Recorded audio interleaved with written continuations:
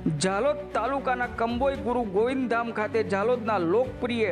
ધારાસભ્ય શ્રી મહેશભાઈ ભુરિયાની અધ્યક્ષતામાં આદિવાસી ભીલ સમાજનું સંમેલન યોજાયું હતું, જેમાં દીપ પ્રાગટ્ય કરીને ગુરુ ગોવિંદ મહારાજની આરતી ઉતારીને આ કાર્યક્રમની શરૂઆત કરવામાં આવી હતી। આ કાર્યક્રમમાં ઝાલોદના ધારાસભ્ય શ્રી મહેશભાઈ ભુરિયાએ વધુમાં જણાવ્યું હતું કે આદિવાસી ભીલ સમાજની પ્રગતિ માટે આપણા સમાજના રીતિ રિવાજોમાં લગ્નમાં બિનજરૂરી ખર્ચાઓ, ડીજે, દહેજ, કુરિવાજો, વ્યસન, ફેશન બંધ કરવા તેમજ આદિવાસી સમાજના જૂના રિવાજ પ્રમાણે ઢોલ, થાળી, કુંડી, શરણાઈઓથી લગ્ન કરવામાં આવે તો ખર્ચો ઘટી શકે તેમ છે। રિપોર્ટર દીપક રાવલ, દાહોદ।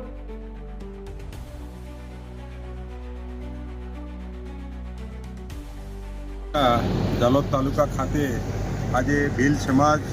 સંમેલન ભગવાન ગુરુ ગોવિંદની સમાધિધામ કંબોઈ ખાતે યોજવામાં આવેલ છે। આ સંમેલનની અંદર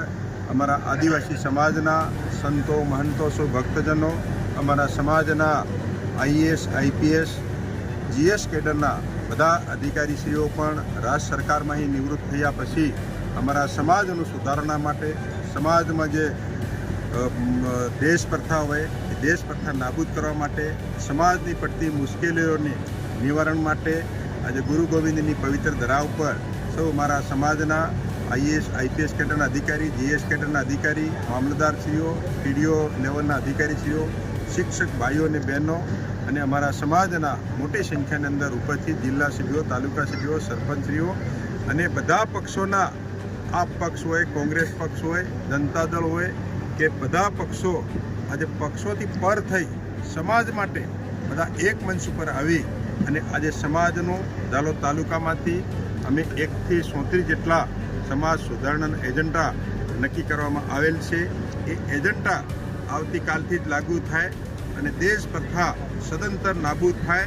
અને અમારા સમાજની પડતી મુશ્કેલીઓનું અમે સમાજના અધિકારીઓ, કર્મચારીઓ અને સમાજના આગેવાનો તરીકે આજે એક મંચ ઉપર આવી અને સમાજનું રતન, સમાજનું જતન, સમાજની કેળવણી, સમાજની સંસ્કૃતિ, સમાજનો પહેરવેશ, સમાજના રૂઢિગ્રસ્ત જે અમારા જે રિવાજો છે એને અમે પુનઃ